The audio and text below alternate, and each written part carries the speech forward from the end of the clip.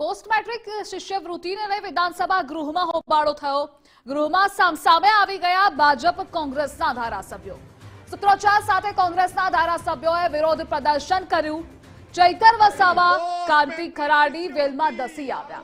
અનંત પટેલ, તુષાર ચૌધરી પણ વેલમાં ધસી આવ્યા। ભારે વિરોધ બાદ કોંગ્રેસે વિધાનસભામાંથી વોકઆઉટ કર્યું। દ્વારા ઓક્ટોબર મહિનાના 18/10/2024 રોજ એક ઠરાવ કરીને આ શિષ્યવૃત્તિ રદ કરવાનો નિર્ણય લેવામાં આવ્યો છે। એ બાબતમાં આજે અમારા સાથી ધારાસભ્ય ચૈતરભાઈ વસાવાનો પ્રશ્ન હતો કે ભાઈ આ શિષ્યવૃત્તિ તમે ફરી ચાલુ કરવા માંગો છો કે કેમ?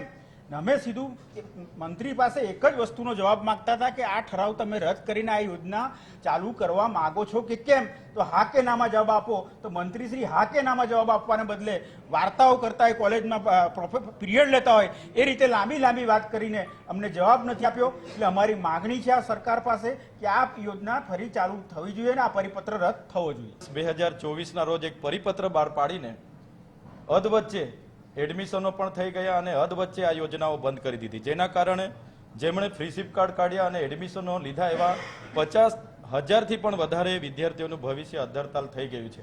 ત્યારે આજે વિધાનસભા ગૃહમાં અમે પ્રશ્નોત્તરીમાં પ્રશ્ન મૂક્યો અને તમામ ધારાસભ્યશ્રી ડૉક્ટર તુષારભાઈ સાહેબ હોય, આનંદભાઈ સાહેબ હોય, અમિતભાઈ ચાવડા સાહેબ હોય, શૈલેષભાઈ પરમાર સાહેબ, અમે બધાએ કીધું કે મોસાળમાં જ્યારે મા પીરસનારી હોય તો આ સરકારને શેનો વાંધો પડ્યો? ડબલ એન્જિન સરકારની વાતો કરવામાં આવે છે ને આદિવાસી વિદ્યાર્થીઓના ઉચ્ચ અભ્યાસ માટે જ્યારે એમને વાંધો પડતો હોય તો સ્પષ્ટપણે એમની જે માનસિકતા આદિવાસી વિરોધી છે એ સરકારની અહીંયા છતી થાય છે।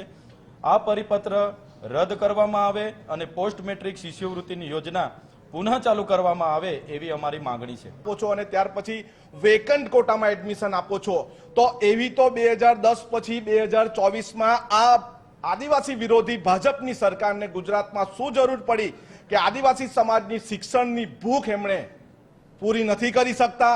અને 28/10નો પરિપત્ર જ્યારે અમે પેટા પ્રશ્નમાં પૂછવામાં આવ્યું કુબેરસિંહ ડિંડોરને કે 28/10નો પરિપત્ર તમે રદ કરવા માંગો છો કે નહીં, તો એમણે એનો જવાબ આપવાનું ટાળીને જે પણ ખાનગી સંસ્થાઓ ખરાબ કામ કરે છે એ વાત કરે છે। ગુજરાતમાં આદિવાસી સમાજના 27 ધારાસભ્ય છે, પરંતુ ભાજપનો એક પણ આદિવાસી સમાજનો ધારાસભ્ય ઉભો થઈને અમને સપોર્ટ આપ્યો નથી। તો ભારે વિરોધ પ્રદર્શન પણ થયું હતું એવા દ્રશ્યો પણ સામે આવી રહ્યા છે। જો કે ચૈતર વસાવા, કાંતિ ખરાડીએ વેલમાં ધસી આવ્યા હતા। સૂત્રોચ્ચાર સાથે કોંગ્રેસના ધારાસભ્યો એ આકરા પાડીએ છે અને વિરોધ વ્યક્ત કરી રહ્યા છે। ગુજરાતી વિધાનસભા સત્રની શરૂઆત થઈ છે। કોંગ્રેસ વિવિધ મુદ્દે વિરોધ પ્રદર્શન કરતી રહે છે અને આજના દ્રશ્યો સામે આવ્યા છે। પોસ્ટ મેટ્રિક શિષ્યવૃત્તિને લઈ વિધાનસભા ગૃહમાં હોબાળો મચ્યો હતો। હાથમાં બેનરો સાથે વિરોધ પ્રદર્શન કરાઈ રહ્યા છે। ભાજપ કોંગ્રેસના ધારાસભ્યો સામસામે પણ આવી ગયા।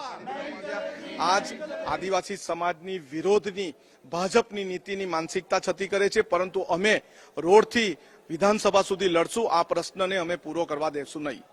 ચૈતરભાઈ વસાવા છે મારી સાથે, તેમની સાથે વાતચીત કરીશું। ચૈતરભાઈ, છેલ્લા ઘણા સમયથી આ શિષ્યવૃત્તિનો મુદ્દો છે તે ચાલી રહ્યો છે। વિધાનસભાના ગૃહની અંદર આપના દ્વારા શિક્ષણ મંત્રીને પ્રશ્ન કરવામાં આવ્યો। પ્રશ્નનો જવાબ મુખ્યત્વે શું હતો? એ તમારી રજૂઆત શું હતી? શું કે અનુસૂચિત જનજાતિના વિદ્યાર્થીઓ ઉચ્ચ અભ્યાસ કરી શકે એના માટે જેમ કે diploma, degree, pharmacy, MBBS, BSc, MSc જેવા અભ્યાસો માટે 1/7/2010 યુપીએ સરકારે તે વખતે પોસ્ટ મેટ્રિક શિષ્યવૃત્તિની યોજના ચાલુ કરી હતી, જેમાં કેન્દ્ર સરકાર 75% અને રાજ્ય સરકાર 25%ની સહાય કરતી હતી।